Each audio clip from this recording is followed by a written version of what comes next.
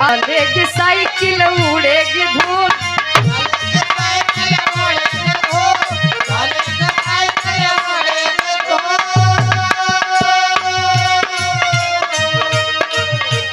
2027 में करना न भूल, 2027 में करना न भूल, 2027 में करना न भूल। यूपी के ये ललकार होई हो, यूपी के ये ललकार होई हो, खुशियाँ सबके द्वार होगी, सबका सरकार होगी, खुशियाँ सबके द्वार होगी, सबका सरकार होगी, खुशियाँ सबके द्वार होगी, सबका सरकार होगी। नौकरी नौजवानों को देगी सरकार,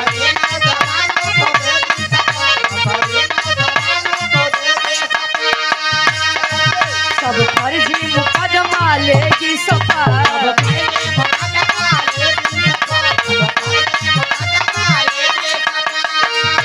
घर भर के लिए ललकार होई हो, घर भर के लिए ललकार होई हो, खुशियाँ सबके द्वार होगी, सबका सरकार होगी,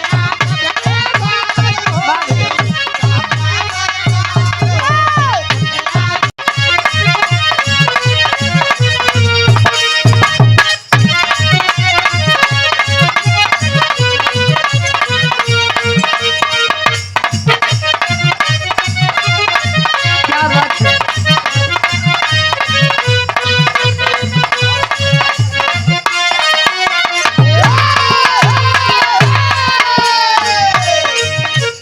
ई भैया के फरमाइश बा समाजवादी गीत के। ए भैया समझने वाले समझेंगे, केवल इशारों को समझिए, राज को राज रहने दीजिए। देश में का होत बा, प्रदेश में का होत बा, ये आप लोग बड़ा अच्छे से जाना था, बहुत बतावे के जरूरत नहीं बा। आवाज बा देश प्रदेश के का, अरे रे मेरे जान थे मुलायम,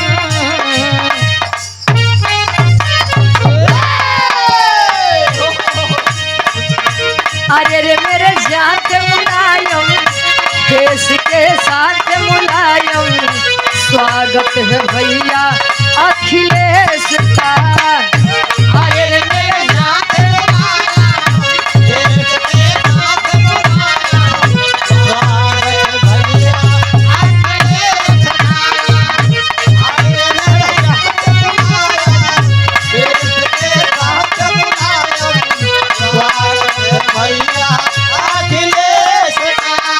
और आप, अरे रे मेरे जान थे मुलायम, देश के साथ मुलायम, स्वागत है भैया अखिलेश का, अरे रे मेरे जान थे मुलायम, देश के साथ मुलायम, स्वागत है भैया अखिलेश का, अरे रे मेरे जान थे मुलायम, देश के साथ मुलायम, स्वागत है भैया अखिलेश का। कृष्ण कहूँ कहूँ राम आपको, कृष्ण कहूँ कहूँ राम आपको, पूजती हूँ मैं सुबह शाम आपको, अरे रे मेरे जान मुलायम, देश के साथ मुलायम, स्वागत है भैया अखिलेश का, अरे रे मेरे जान मुलायम, देश के साथ मुलायम, स्वागत है भैया अखिलेश का, अरे रे मेरे जान मुलायम, देश के साथ मुलायम, स्वागत है भैया अखिलेश का। कहता है देश समाजवादी बनो, कहता है देश समाजवादी बनो, अरे वादी बनो, नेता अखिलेश के साथी बनो, कहता है देश चमरपासी बनो, चमरपासी बनो, नेता अखिलेश जी के साथी बनो। चमरपासी नहीं, समाजवादी बनो। पीडीए वाले हैं। सब पीडीए वाले हैं का? और का क्या जानते हैं? भैया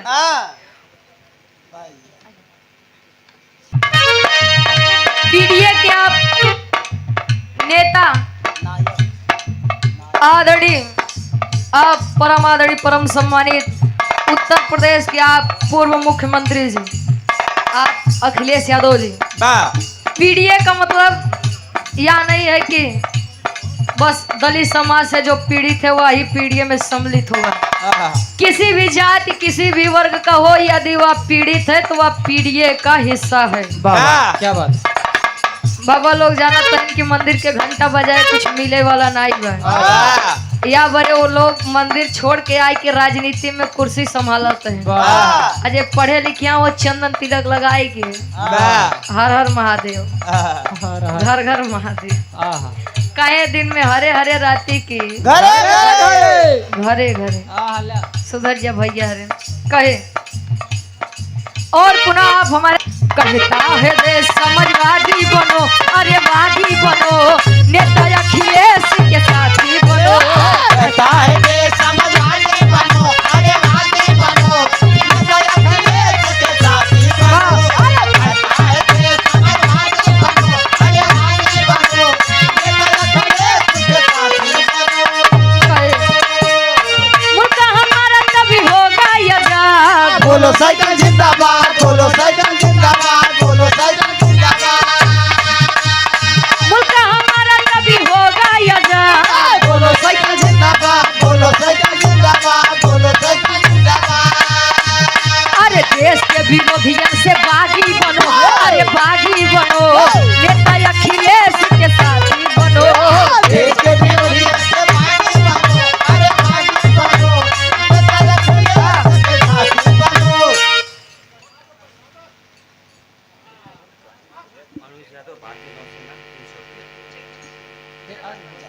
अरे देश के विरोधियों से बागी बनो, अरे बागी बनो, नेता अखिलेश के साथी बनो।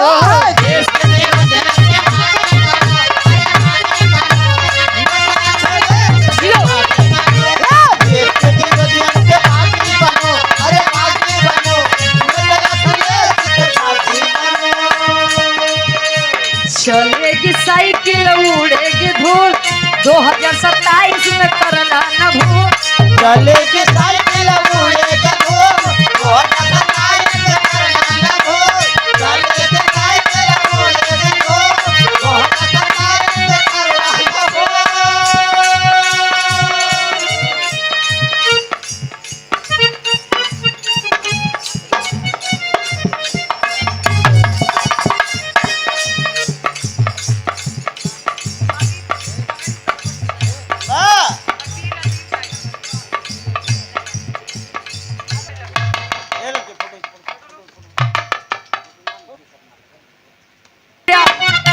आलोक की दादी यानी हमारी दादी जी।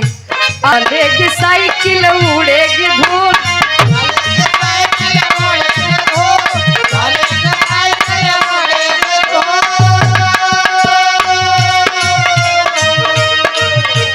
2027 में करना न भूल। 2027 में करना न भूल, 2027 में करना न भूल।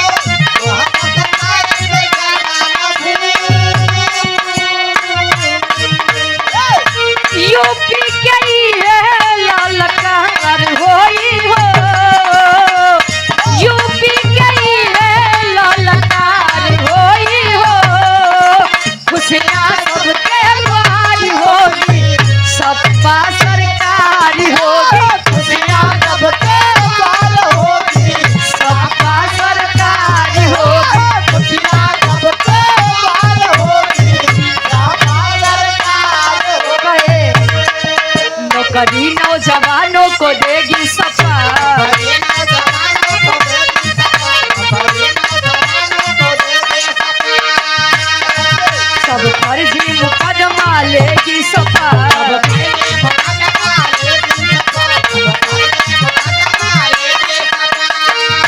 घर भर के ये ललकार होई हो, घर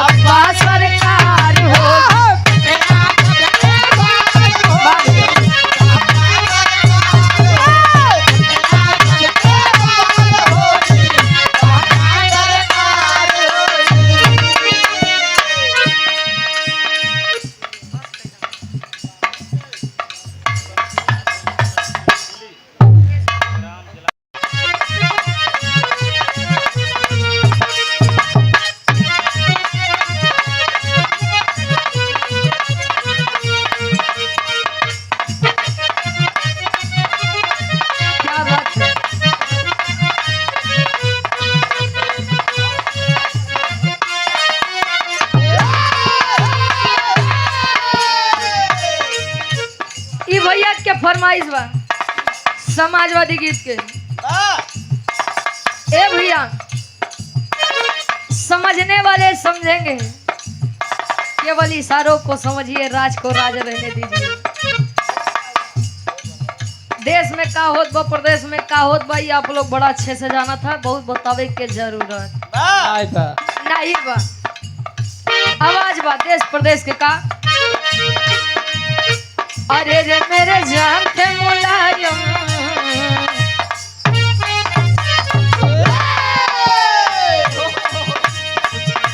अरे रे मेरे जान के मुलायम, देश के साथ मुलायम, स्वागत है भैया अखिलेश का।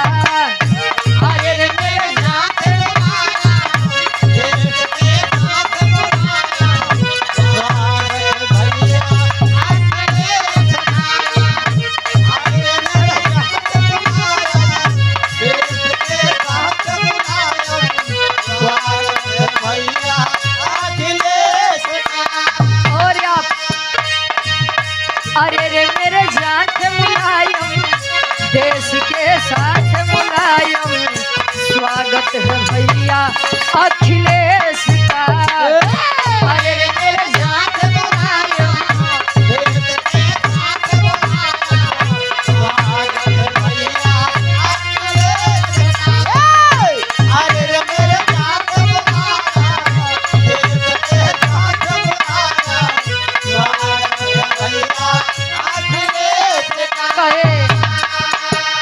कृष्ण कहूँ कहूँ राम आपको, कृष्ण कहूँ कहूँ राम आपको, पूजती हूँ मैं सुबह शाम आपको। अरे रे मेरे जान के मुलायम, देश के साथ मुलायम, स्वागत है भैया अखिलेश का। अरे रे मेरे जान के मुलायम, देश के साथ मुलायम, स्वागत है भैया अखिलेश का। अरे रे मेरे जान के मुलायम, देश के साथ मुलायम, स्वागत है भैया अखिलेश का। कहता है देश समझवादी बनो, कहता है देश समझवादी बनो, अरे वादी बनो, नेता अखिलेश के साथी बनो। कहता है कि चमरपासी बनो, चमरपासी बनो, नेता अखिलेश जी के साथ। चमर पासी नहीं समाजवादी बनो। भाई पीडीए वाले हैं। सब पीडीए वाले हैं का। और का क्या जानते हैं? भैया हाँ पीडीए के आप नेता आदरणीय, आप परम आदरणीय, परम सम्मानित उत्तर प्रदेश के आप पूर्व मुख्यमंत्री जी, आप अखिलेश यादव जी। पीडीए का मतलब यह नहीं है कि बस दलित समाज से जो पीड़ित है वही पीडीए में सम्मिलित होगा। किसी भी जाति, किसी भी वर्ग का हो, यदि वह पीड़ित है तो वह पीडीए का हिस्सा है। क्या बात। बाबा लोग जानते हैं कि मंदिर के घंटा बजाए कुछ मिले वाला नहीं है, या बड़े वो लोग मंदिर छोड़ के आए के राजनीति में कुर्सी संभालते हैं। अजय पढ़े लिखे वो चंदन तिलक लगाए के हर हर महादेव, घर घर महादेव, कहे दिन में हरे हरे राती की घरे घरे सुधर जा भैया हरे कहे। और पुनः आप हमारे कहता है देश समझवादी बनो, अरे वादी बनो, नेता अखिलेश के साथी बनो। कहता है कि समझवादी बनो, अरे वादी बनो, नेता अखिलेश के साथी बनो। कहता है कि समझवादी बनो, अरे वादी बनो, नेता अखिलेश के साथी बनो। मुल्क हमारा कभी होगा आजाद, बोलो साइकिल जिंदाबाद, बोलो साइकिल जिंदाबाद, बोलो साइकिल जिंदाबाद। मुल्क हमारा कभी होगा आजाद, बोलो साइकिल जिंदाबाद, बोलो साइकिल जिंदाबाद, बोलो साइकिल जिंदाबाद। अरे देश के विरोधियन से बागी बनो, अरे बागी बनो, नेता अखिलेश के साथी बनो। देश के विरोधी से बागी बनो, अरे बागी बनो, नेता अखिलेश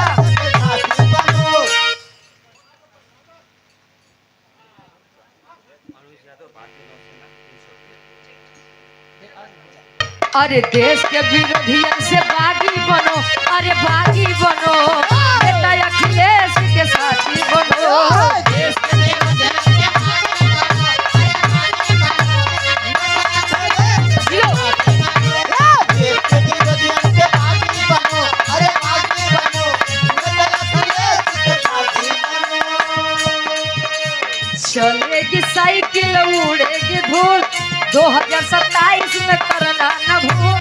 चलेगी साइकिल उड़ेगी धूल, 2027 में करना न भूल।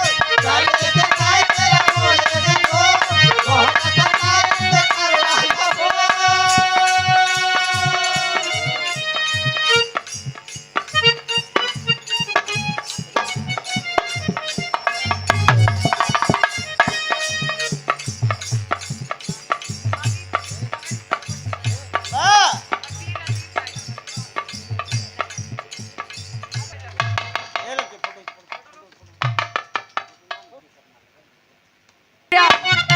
आलोक की दादी यानी हमारी दादी जी।